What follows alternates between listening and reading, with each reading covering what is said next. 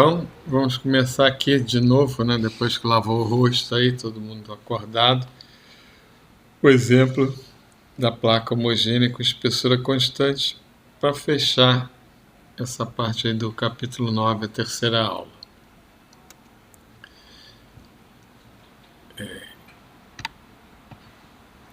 Tirar esse negócio daqui, botar no cantinho. Então, importante agora é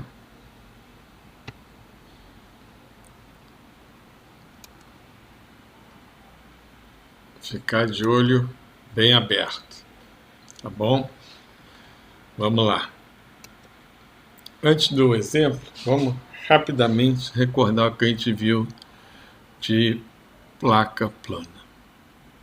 Uma placa, espessura constante, T. Essa espessura, por ser a placa, é muito menor do que as outras duas dimensões. O material da placa é homogêneo. Então está ela aqui, desenhada, né, um elemento de área dA, distância do eixo R, a espessura T. Esse elemento dA tem associado a ele uma massa dm. Se eu quiser calcular o momento de inércia de todas as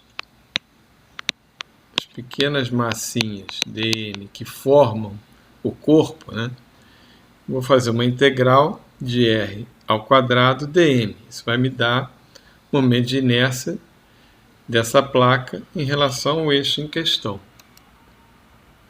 Mas dm, né, que é a massa, na realidade associada a um dv, né, que está aqui, ó, é a espessura vezes dA, é o dv. Então, dm rho dv, como a gente sabe. Assim, se eu pegar esse rho tdA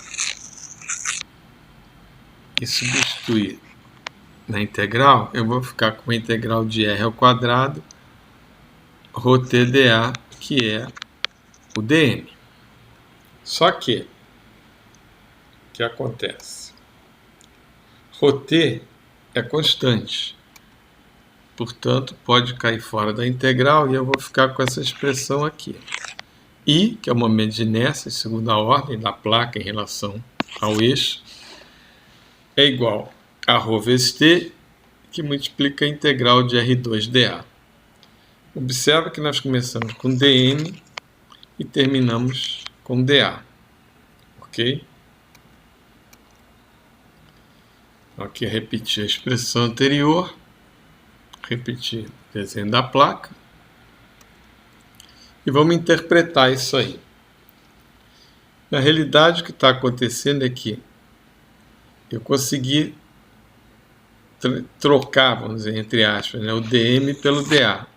E com isso eu relacionei o momento de inércia do corpo dessa placa aqui com R2dA, integral de R2dA, que representa o quê? Na realidade, representa o momento de superfície, o momento de segunda ordem da superfície dessa placa. Então, estou relacionando, através dessa expressão, o momento de inércia do corpo com o momento de inércia da área. Outra observação importante, né, é que a massa é ρt vezes A, né? TA é o volume. Então, a massa total é ρv. Então, ρt é igual a m sobre A. Assim, eu posso escrever que o momento de inércia do corpo é igual a ρt, momento de inércia de superfície, ou ainda m sobre A, o meu momento de inércia de superfície. Ok? Seguindo em frente. Agora chegamos então ao nosso exemplo. Uma placa homogênea, espessura constante. A espessura é dada aqui. A densidade também é dada. Que está, né, a placa, dimensões em milímetros. ele pede Ix, Iy e Iz, que são os momentos de inércia em relação aos 3 eixos coordenados. Esperrei colocando o cotovelo na frente da boca, tá? Então, no corona. Então, qual é a nossa estratégia? Separar em superfícies elementares. E as superfícies elementares, elas estão tabeladas, certo?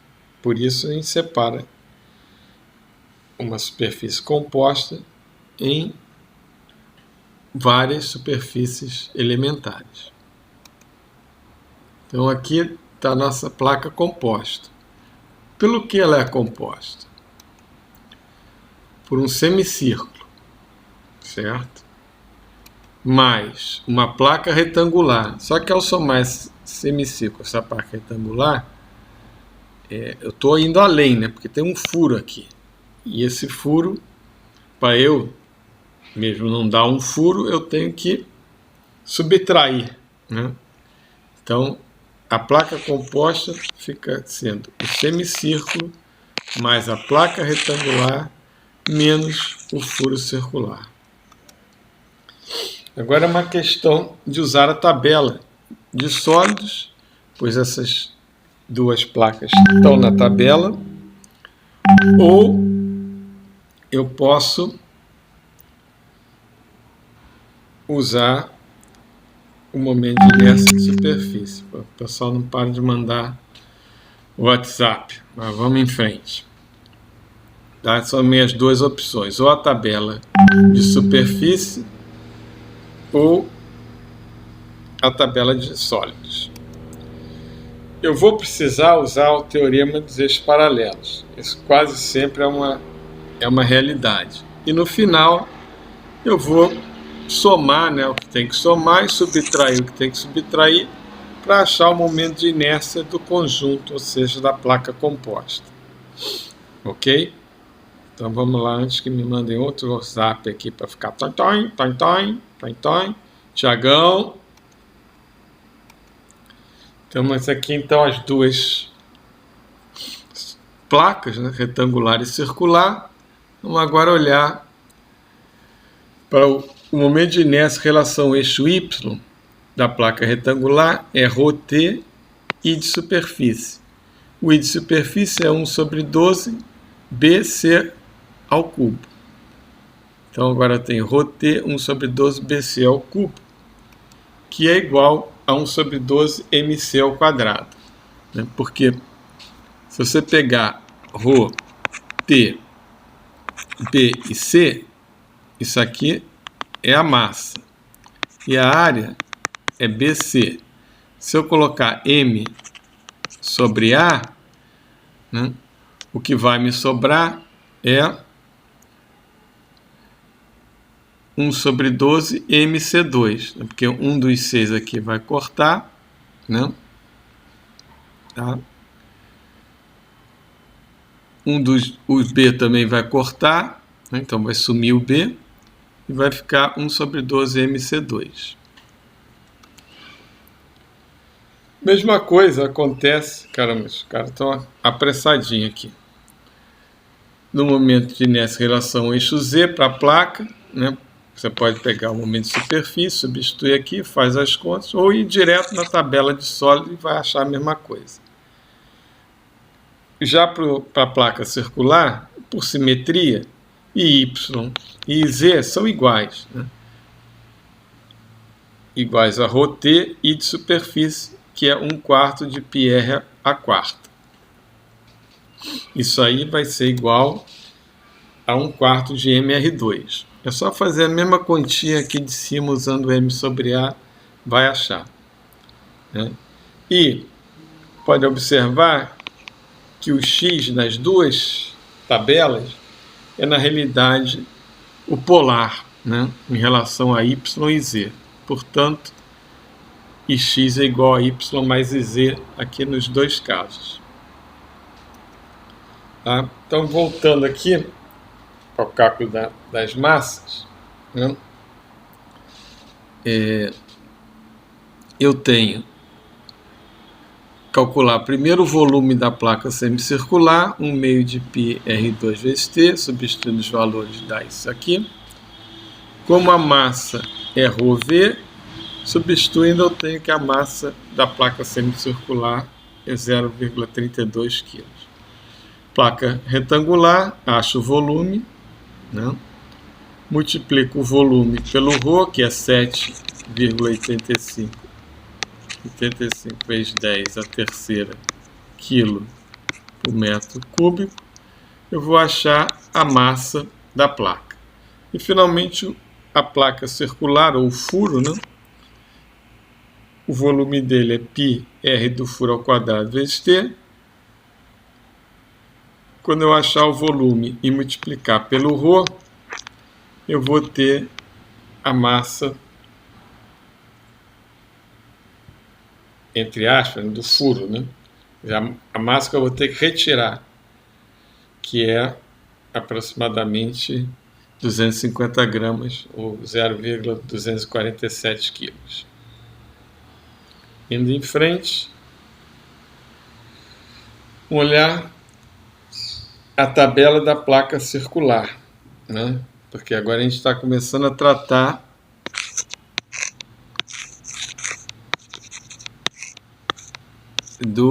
da placa semicircular. Mas não tem tabelada a placa semicircular. O que você faz? Vai na placa circular e, por simetria, né, o Y e o IZ da semicircular é a metade da circular. E a mesma coisa com o IX, né? Então eu tenho aqui que, porque interessa para a gente, é 1 meio de 1/4 de M1, que é a massa da placa circular R2, 1 meio de 1 meio de M1 R2. Agora vamos para a placa retangular, que dá um pouquinho mais de trabalho, porque nesse caso é preciso fazer uma pequena adaptação dos eixos do problema com os eixos da tabela, certo? E no caso que a gente acabou de ver, da placa semicircular, encaixou tudo bonitinho. Se olhar lá, o X é o X, o Y e tal, tá tudo direitinho, sai direto da tabela. Nesse caso aqui, o que acontece? Se o negócio andar, é bom.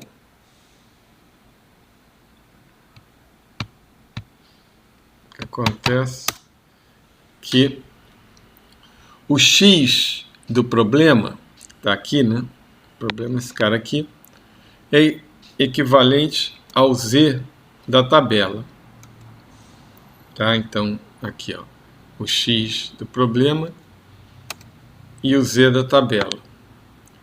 Então, o IX vale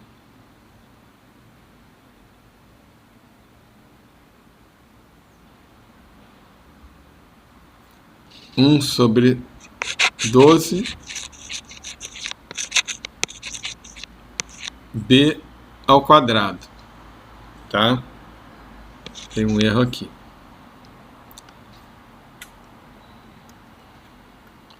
O Y da tabela equivale ao Z do problema. Vou escrever de novo esse aqui, ó. 1 sobre 12 M2 P2. Tá? Então eu tenho aqui, ó, o Z do problema, tá aqui embaixo, o Y da tabela. Vai dar um erro aqui também, né? Você vai ter que usar o teorema dos eixos paralelos. Por quê? Porque esse Y corresponde ao eixo que está passando aqui, né? Então isso aqui vamos supor um Z', né? E aí eu vou precisar do eixo paralelo para trazer a informação daqui para o eixo de interesse, que é o Z lá na ponta. E como eu tinha falado, né, na verdade, aqui agora, é que eu andei trocando aqui o B sobre C para ficar igual. Então aqui é C ao quadrado, tá? C e não B. Então 1/3 de M2 B C2, tá? Essa linha tá difícil, já tá a terceira ou quarta vez que eu gravo ela, mas agora tá indo, tá? E observa que da tabela eu vou tirar o equivalente a esse momento de inércia aqui. Por isso eu preciso fazer esse paralelo desse eixo aqui amarelo que eu estou desenhando até o eixo Z da figura do problema. Se vocês fizerem essa conta, vai dar 1/3 de M2, M2 é a massa da placa retangular, C ao quadrado. Ok? Então, por favor, confira essas contas aí.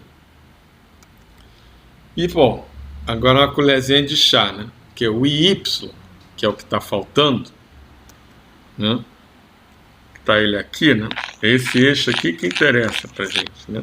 O Y do problema. O momento de inércia em relação a esse eixo Y aí, que eu acabei de marcar aqui, é, na verdade, o polar, né, de X e Y. Né? Esse não pode ver que o X e Z se cruzam aqui, bem onde Y é perpendicular a eles. Então é só somar X e Z que você tem o Y. Ou, alternativamente, o que pode ser feito? Pensai-vos.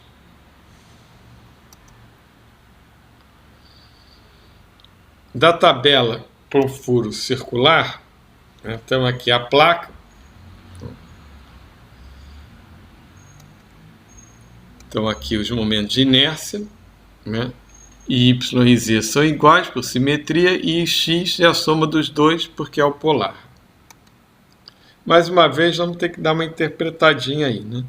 Aqui está o nosso furo de raio 0,050 metros, uma distância de 0,1 metro do eixo Z que interessa, né? Ok? O centro aqui, né? Até aqui 0,1. Vamos lá. Então, o X do problema,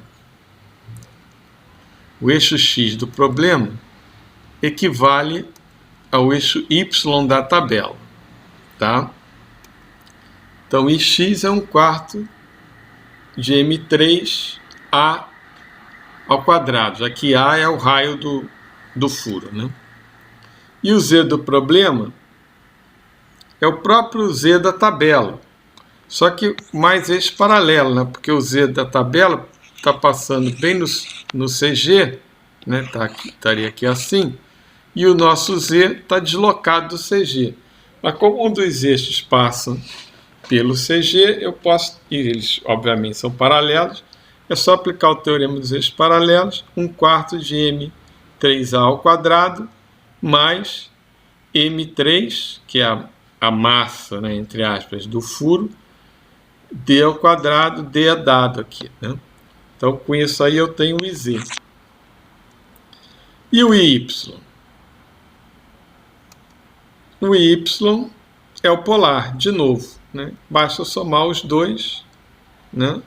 Ou, que outra forma eu posso ter? Da mesmo raciocínio do slide anterior, que eu não falei nada, né? Mas eu posso, como eu tenho Ix aqui e esse IZ aqui, eu posso somar, achar um polar aqui, um Y' barra, coisa como vocês queiram chamar, e daqui para cá fazer esse paralelo. Também dá para fazer assim, certo? Pensai-vos. Então, substituir os valores e se tudo der certo, né? E tem bastante conta para dar errado aí, mas se tudo der certo, você vai ter aqui o Ix, a soma do semicírculo com o retângulo menos o furo, vai dar aqui. Aqui. E tchum, aqui. Tá? Então, é aquele último passo, que é solidificar, contabilizar os momentos de inércia que a gente calculou separadamente.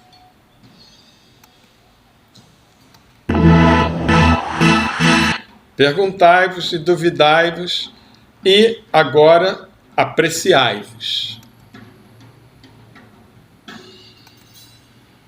Para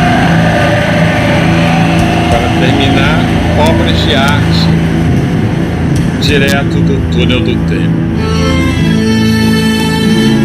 Apreciai-vos.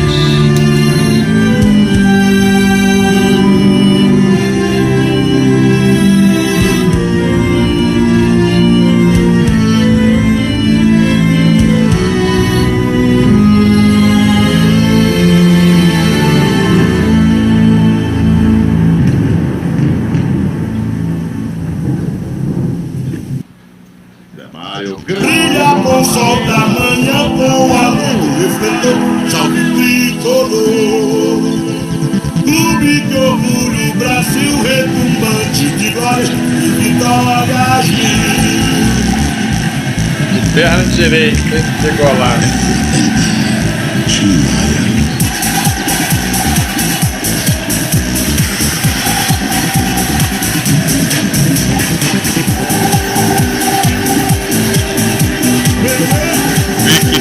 Realmente é uma goiaba de novo, né?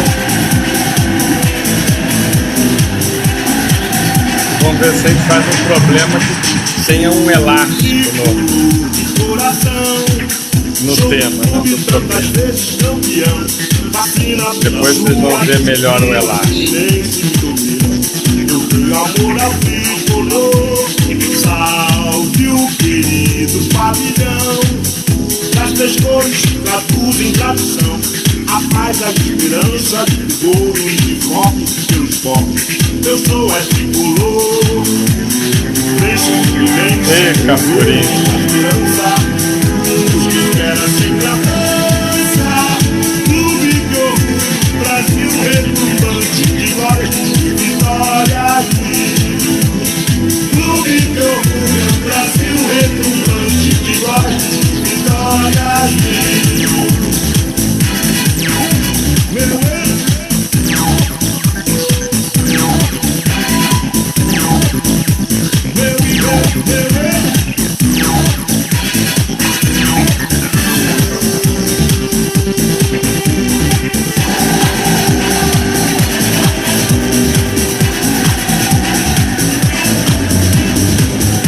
Chute calcular para bater na barreira e entrar, hein? Que beleza. Sou tricolor de coração, sou do clube tantas vezes campeão. Vacina pela sua disciplina, o Fluminense domina. Eu tenho amor ao tricolor, salve o querido pavilhão. As três cores que traduzem tradição, a paz, a esperança e